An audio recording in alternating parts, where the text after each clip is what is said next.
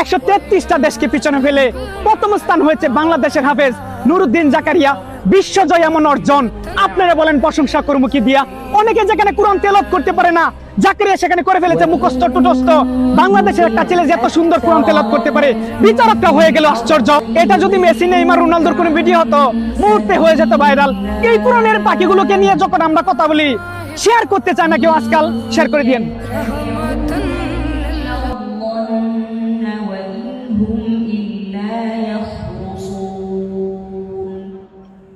বাংলার গর্ব কি অপূর্ব, বিশ্বজয়ী হাফেজ কোরআন।